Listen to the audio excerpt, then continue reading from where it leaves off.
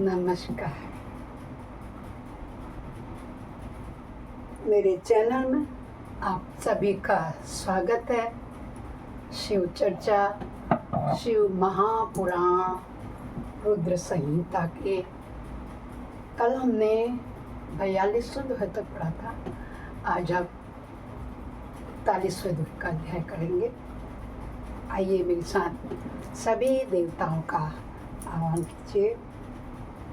ओ हर हर हर महादेव। बड़ी श्रद्धा भक्ति से गजाननं भूतगणादि सेवितं कत्पित्त जम्बो फलचारु अक्षरम् उमासुतं शोक विनाशकारकं नमामि विघ्नेश्वर पादपङ्कजं नीलाम्बुजश्यामल कोमलांगं सीता समारोपित वामभागं पाणो महासायक चारुचापं नमामि रामं रघुवंशनाथं कर्पूरगौरं करुणावतारं संसारसारं भुजगेन्द्रहारं सदा वसन्तं हृदयारविन्दे भवं भवानी सहितं नमामि। त्वमेव माता च पिता त्वमेव बन्धुश्च सखा त्वमेव विद्या द्रविणं त्वमेव सर्वं मम देवदेव। गुरुर्ब्रह्मा गुरुर्विष्णु गुरुर्देव महेश्वर गुरु साक्षात् परब्रह्म तस्मै श्री गुरुवे नमः। आनंदी आनंद कर सब संकट दूर, जो सेवक शरण पड़े सदा रहे भरपूर। तुम दाता हम मांगता, दिया तुम्हारी खाए। तुम ऐसी जगदाता माता, तुम्हें छोड़ और किस दर जाए। सदा भवानी दायिनी सिद्धि करें गणेश, पंचदेव रक्षा करें ब्रह्मा विष्णु महेश। सर्वमंगल मंगल्ये शिवे सर्वार्थ साधिके शरण्ये त्र्यंबके गौरी नारायणी नमोस्तुते। दुर्गा माता की जय, शक्ति माता की जय, सरस्वती माता की जय, ब्रह्मा विष्णु महेश की जय। हर हर हर महादेव। अरे जिसे श्रवण कर मिट जाती है जन्म जन्म की व्यथा, यही है शिव शंकर कथा, यही है भोले बाबा की कथा, यही है शिव शंकर की कथा, यही है भोले बाबा की कथा। जिसे श्रवण कर मिट जाती है जन्म जन्म की व्यथा, यही है शिव शंकर की कथा, यही है भोले बाबा की कथा। बोलो शंकर भगवान की जय। पाप हर कष्ट हर संकष्ट कर सभी समस्याओं का हल, ऐसे ही शिव शंकर भगवान की जय हो गए, जय हो गए। अब तो कल हमने 42वां अध्ययन किया था। आज हम 43 अध्ययन करेंगे और आपको ये बताऊंगी मैं। ये हमने पूरा जो खंड पढ़ा द्वितीय, ये सती खंड के नाम से मशहूर है, रुद्र संहिता का। इसमें हमने सब हिमालय पुत्री, दक्ष पुत्री सती का ही शंकर के साथ विवाह और फिर कैसे अग्नि में प्रवेश सुना। और फिर कल से हम तृतीय खंड पार्वती के खंड में प्रवेश करेंगे। आइए भगवान शिव का दक्ष अपने भक्त वत्सलता, ज्ञानी भक्ति की श्रेष्ठता तथा तीनों देवताओं की एकता बताना, दक्ष का अपने यज्ञ को पूर्ण करना, सब देवता आदि का अपने अपने स्थान को जाना, सती खंड का उपसंहार मैंने कहा था ना। और महात्म ब्रह्मा जी कहते हैं, हे नारद, इस प्रकार श्री विष्णु के, मेरे देवताओं और ऋषियों के तथा अन्य लोगों की स्तुति करने पर महादेव जी बड़े प्रसन्न हुए। फिर उन शंभु ने समस्त ऋषियों देवता आदि को कृपा दृष्टि से देखकर तथा मुझ ब्रह्मा और विष्णु का समाधान करके दक्ष से इस प्रकार कहा। क्या कहा शंकर जी ने? हे प्रजापति दक्ष, मैं जो कहता हूँ सुनो। मैं तुम पर प्रसन्न हूँ। यद्यपि मैं सबका ईश्वर और स्वतंत्र हूँ, तो भी सदा अपने भक्तों के अधीन रहता हूँ। 4 प्रकार के पुण्यात्मा पुरुष मेरा भजन करते हैं। दक्ष प्रजापति 4 प्रकार के बताए हैं शंकर जी ने। उन चारों भक्तों में पूर्व की अपेक्षा उत्तरोत्तर श्रेष्ठ हैं। उनमें सबसे पहला दूसरा जिज्ञासु, तीसरा अर्थार्थी और चौथा ज्ञानी है। जो दुखी है, जो पुकारता है, नंबर 1 पे है उनका। उनमें पहला आर्थ, दूसरा जिज्ञासु, जिनकी जिज्ञासा, अरे क्या कल क्या बताएंगे मंजू पंत महापुराण में। ये तो सबने सुना होगा, अच्छी बात है, सुनते ही रहते हैं, बहुत बड़े बड़े ज्ञानी लोग सुनाते हैं, ज्योतिष लोग, जिनमें जिज्ञासा होती है शंकर जी के प्रति और जानने की, समझने की। उनको दूसरा नंबर है। और तीसरा नंबर है, हो गया, तीसरा है अर्थार्थी, जो अर्थ के लिए भगवान से प्रार्थना करता है, अर्थ माने धन के लिए। और चौथा है ज्ञान, जो ज्ञानवान है। चौथा सभी मैं बस में मैं रहता हूँ। कौन कहता है बोलो शंकर भगवान की जय होवे, जय जय शिव शंकर भगवान की जय होवे। पहले के 3 और सामान्य श्रेणी के भक्त हैं, किंतु चौथा का अपना विशेष महत्व है। उन सब भक्तों में चौथा ज्ञानी ही मुझे सबसे अधिक प्रिय है। वह मेरा रूप माना गया है, उससे बढ़कर दूसरा कोई मुझे प्रिय नहीं है। यह मैं सत्य सत्य कहता हूँ। कौन कह रहा है? शंकर भगवान। किससे कह रहे हैं? राजा दक्ष से। मैं आत्मा क्यों हूँ? वेद वेदांत के पारगामी विद्वान ज्ञान के द्वारा मुझे ज्ञान सकते हैं। जिनकी बुद्धि मंद है वे ही ज्ञान के बिना मुझे पाने का प्रयत्न करते हैं। कर्म के अधीन हुए मूढ़ मानव मुझे वेद यज्ञ ज्ञान और तपस्या द्वारा भी कभी नहीं पा सकते। अतः दक्ष, आज से तुम बुद्धि के द्वारा मुझ परमेश्वर को जानकर ज्ञान का आश्रय लो। समाहित चित्त होकर कर्म करो।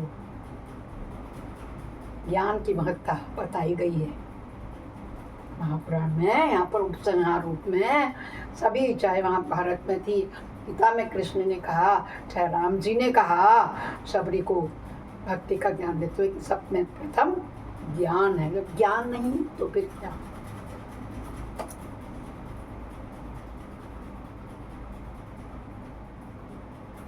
अतः दक्ष प्रजापति, तुम उत्तम बुद्धि के द्वारा मेरी दूसरी बात भी सुनो। मैं अपने सगुण स्वरूप के विषय में भी इस गोपनीय रहस्य को धर्म की दृष्टि से तुम्हारे सामने प्रकट कर रहा हूँ। जगत का परम कारण रूप मैं ही ब्रह्मा और विष्णु हूँ। सबका आत्मा ईश्वर और साक्षी हूँ। स्वयं प्रकाश तथा निर्विशेष हूँ। उन्हें अपनी त्रिगुणात्मकता माया को स्वीकार करके मैं ही जगत की सृष्टि, पालन और संहार करता हूँ। उन क्रियाओं के अनुरूप ब्रह्मा विष्णु और रुद्र नाम धारण करता हूँ। उस अद्वितीय भेद रहित केवल विशुद्ध मुझ पर ब्रह्म परमात्मा में ही अज्ञानी पुरुष ब्रह्म ईश्वर तथा अन्य समस्त जीवों का भिन्न भिन्न रूप से दिखता है। जैसे मनुष्य अपने सिर और हाथ आदि के अंगों में ये मुझसे भिन्न है, ऐसे पर की बुद्धि कभी कर देता है, उसी प्रकार मेरा भक्त प्राणी मात्र में मुझे से भिन्नता नहीं दिखता। दक्ष, मैं ब्रह्मा और विष्णु तीनों स्वरूप एक ही हूँ तथा हम ही संपूर्ण जीव रूप हैं। ऐसा समझकर जो हम तीनों देवताओं में भेद नहीं रखता वही शांति प्राप्त करता है। जो नराधम हम तीनों देवताओं में भेद रखता है वह निश्चय ही जब तक चंद्रमा और तारे रहते हैं तब तक नरक में निवास करते हैं। दक्ष, यदि कोई विष्णु भक्त होकर मेरी निंदा करेगा और मेरा भक्त होकर विष्णु की निंदा करेगा तो तुम्हें दिए हुए पूर्वोक्त सारे शाप उन्हीं दोनों को प्राप्त होंगे। रामायण में भी क्या है? शिव द्रोही मम दास कहावा, वह वही सपने में नहीं भावा। ऐसे शंकर भगवान भी यहाँ पर कह रहे हैं, जो विष्णु और का दुश्मन होगा और मेरा भक्त कहलाएगा, मैं उसको स्वीकार नहीं करूँगा। जो मैंने तुमको दिया था नरकगामी होगा, वही वो सारे शाप उनको लग जाएंगे।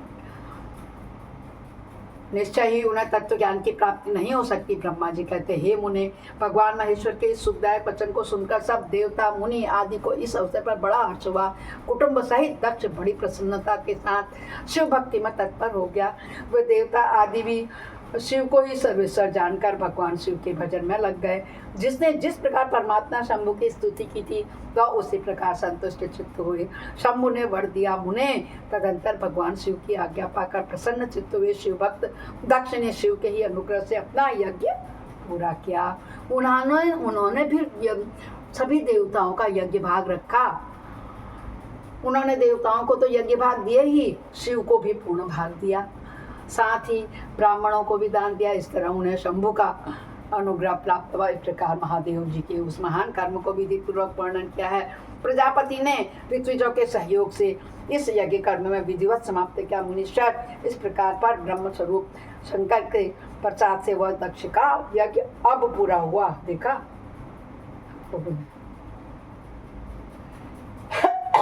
तदंतर सब देवता ऋषि संतुष्ट हो भगवान शिव के यश का वर्णन करते हुए अपने अपने स्थान को चले गए। दूसरे लोग भी उसी समय वहां से सुखपूर्वक विदा हो गए। मैं और विष्णु भी अत्यंत प्रसन्न हो गए। ये मैं और विष्णु क्यों कह रहे हैं? ब्रह्मा जी क्योंकि नारद जी को बात बता रहे हैं। मैं और विष्णु भी अत्यंत प्रसन्न हो भगवान शिव के सर्वमंगलदायक सुयश का निरंतर गान करते हुए अपने अपने स्थान को सानंद चले आए। सत्पुरुषों के आश्रयभूत महादेव जी भी दक्ष से सम्मानित हो और प्रीति और प्रसन्नता के साथ गणों सहित अपने निवास स्थान कैलाश पर्वत को चले गए। अपने पर्वत पर आकर शंभु ने अपनी प्रिया सती का स्मरण किया और प्रधान गणों से उनकी कथा कही। इस प्रकार दक्ष कन्या सती यज्ञ में अपने शरीर को त्याग कर फिर हिमालय की पत्नी मैना होती है ना, मैना के गर्भ से उत्पन्न हुई। यह बात प्रसिद्ध है। फिर वहाँ तपस्या करके गौरी शिवा ने भगवान शिव का पति रूप में वर्णन किया। वे उनके वामांग में स्थित होकर के अद्भुत लीलाएं करने लगी। नारद, इस तरह मैंने तुमसे सती के परम अद्भुत दिव्य चरित्र का वर्णन किया है, जो भोग और मोक्ष को देने वाला तथा संपूर्ण कामनाओं को पूर्ण करने वाला है। यह उपाख्यान पाप को दूर करने वाला है, पवित्र एवं परम पावन है, स्वर्ग यश और आयु को देने वाला तथा पुत्र पौत्र रूप फल प्रदान करने वाला। अर्थात जो भक्तिमान पुरुष भक्तिभाव से लोगों को यह कथा सुनाता है, वह इस लोक में संपूर्ण कर्मों का फल पाकर परलोक में परम कृत्य को प्राप्त करता है। बोलो शंकर भगवान की जय हो। अर्थ अध्याय 43 रुद्र संहिता का सती खंड संपूर्ण हुआ। कल रुद्र संहिता का तृतीय पार्वती खंड शुरू होगा। बोलो हर हर हर महादेव।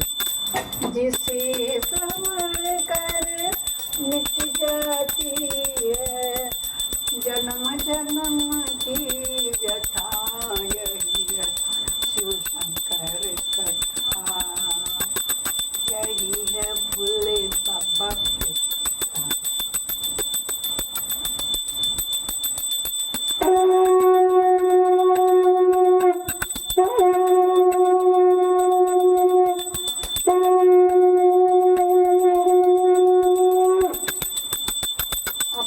सहस्राणि क्रियन्ते अनिशम्य दास्वामिते मामत्वं क्षम्यस्य परमेश्वरी।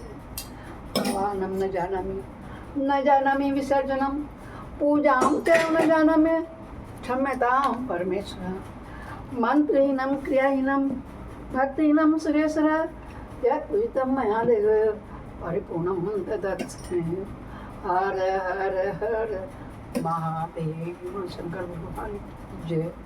आज मंगलवार है, थोड़ा हनुमान जी का संकीर्तन कर लिया जाए, क्योंकि आज का अध्याय बहुत छोटा था ना। सारी जगत के मालिक मेरे राम जी, सारी जगत के मालिक मेरे राम जी, हमरे तो मालिक हनुमान जी। राम राम जय जय जय जय हनुमान जी, राम राम जय जय जय जय हनुमान जी, राम राम जय जय जय जय हनुमान जी।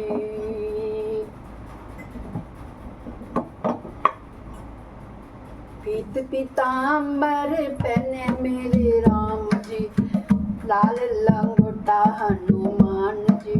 राम राम जय जय जय जय हनुमान जी।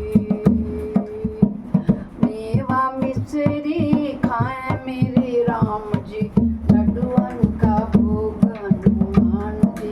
राम राम जय जय जय जय हनुमान जी। हरे पुष्पों का हार पहने मेरे राम जी, तुलसी की माला हनुमान